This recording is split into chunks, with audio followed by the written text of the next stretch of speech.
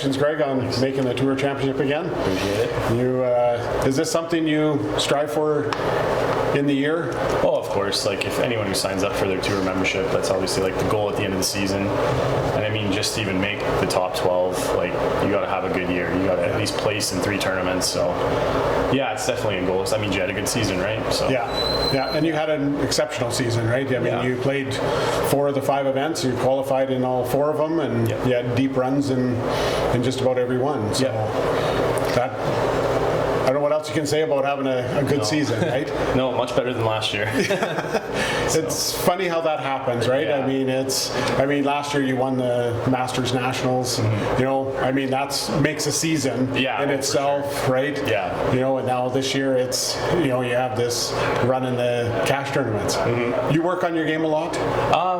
I've been fortunate enough to go to a lot of tournaments this last probably 2 years, so like I don't really need to put in too much time outside of those for my game, just because I'm almost going to a tournament every other weekend. Yeah. So if I go like a lull of like a few weeks without bowling, I will go practice. Yeah. But typically, like when the season's going, I don't really have to. And now that, you know, the season basically goes 12 months of the year, like not a lot of actual extra effort has to go in, but yeah. Right. Yeah. So I mean, it's all about consistency. You want to throw the same shot all the time. Yeah. Do you find you have to adjust based on certain lane conditions and that type of thing?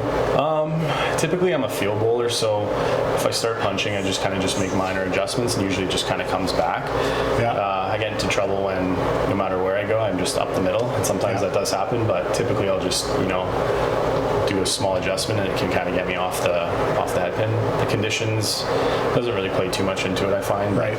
With your ball speed. Yeah, with my ball speed and the way I play. So yeah, with your lift and that type of thing. So excellent. So again, would you obviously rate your season, your tour season, fairly high then? Oh, for sure. Yeah, this is probably probably my best tour season, like overall. No wins, but you know, I think just making it deep is the goal, right? Like, especially when you're going to a lot of them, like it's tough. Yeah. Playing on a Sunday, playing like anywhere from 20 to 30 games, like it's a lot. Yeah. So. Well, and your travel's involved. I mean, you're coming out west a lot, so. Yeah, and being in Thunder Bay, it's not easy. Like, pretty much anywhere I go, unless it's like to Toronto or Winnipeg, there's a layover, and you know, dealing with a lot of delays and all that. It takes a lot of the time changes. Like, it's not easy. Yeah. You have to plan for that. Yeah. Obviously. Like I got to book these tournaments like months in advance. Like plan my schedule. So. Yeah. So, how long have you been competing in these events? In cash tournaments? My first one was when I was 13. I went to the Manitoba Open. My dad took me there. Yeah. I made the cut and I actually won a couple matches, so that was pretty 13? Cool. 13, yeah. That's really cool. Yeah. That was back in 2003. You had some success in YBC? Yeah, I have a few gold medals in YBC, 2 singles medals and a team gold medal. Yeah. And a couple other bronze and silver. So you had a strong team in Thunder Bay. Like, you had a good group of. Yeah, there's a good group of guys that play. The team never seems to kind of shake out the same way every year. Usually, like, guys come in, guys go out, or some don't play. But like we usually do pretty well at Open Nationals when we make it there. Like, we've medaled, haven't won yet, so that's kind of like on our bucket list of things to do here. But yeah, like we usually always have a strong team. Yeah, right on. And then was your dad your mentor growing up, or were there other bowlers in Thunder Bay that you?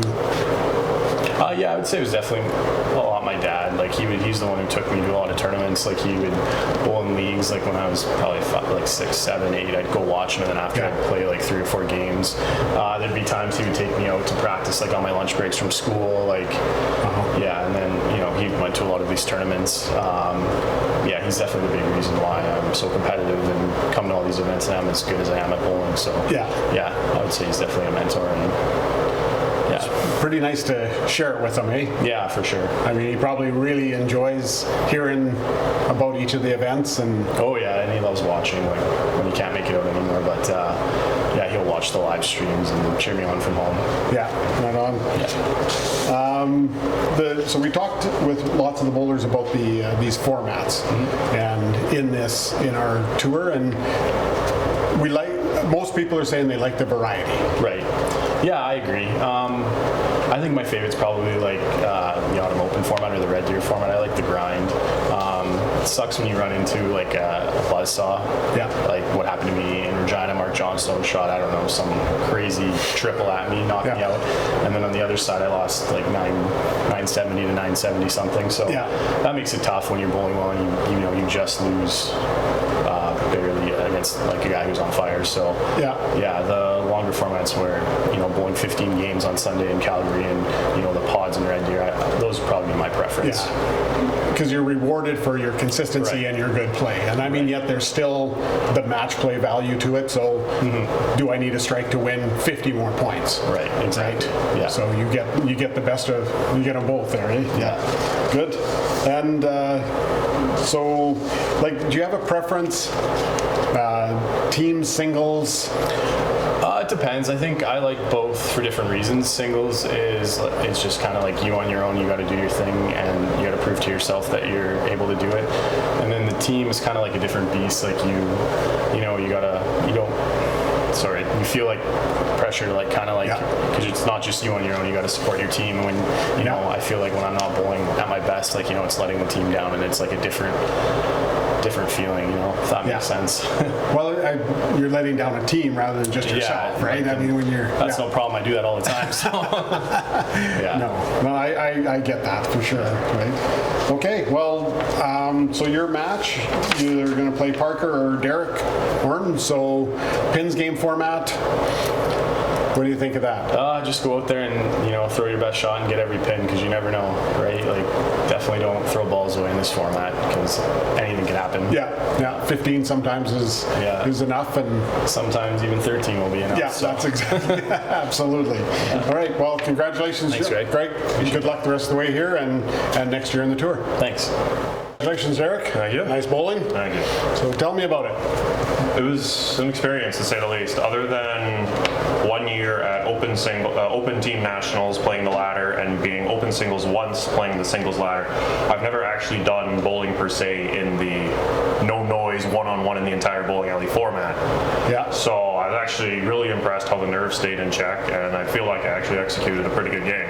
Yeah. A couple of misses in there, but covered all of them, and that ended up saving it too. So. Yeah. And one of those misses after you'd already basically locked it up. Yeah. You find that's a little. That's exactly what I thought. Because first thing in my head, as soon as I missed, it was like, yep, match is over. Now there goes the trying. Yeah. And then just yank that one to the right. So, but you just don't feel the same once. And no, it doesn't. Like that intensity is there. It's like, hey, it's this or go home. Like now you need it, and now in that mindset, you're like, hey, I need to finish this game. Yeah. But then like you still want to keep yourself in check because it's still money for every frame. So. Absolutely. So that key shot on the 3-frame carryover. Yeah. So what were you thinking going into that? I was thinking I was already way ahead of the 8-ball to begin with, because we had a 1-frame carryover with a strike, and then I believe I pitched in the next frame and spared it. Parker goes up on the left lane and throws an absolute great shot that I thought was there, and then when he left the left corner to save another carryover, like, hey, I actually have life I did not think I was going to get. Let's see what we can do. He threw the power chop the next frame, and I was just telling myself, okay, just one good ball and the match is yours, and everything else is free roll.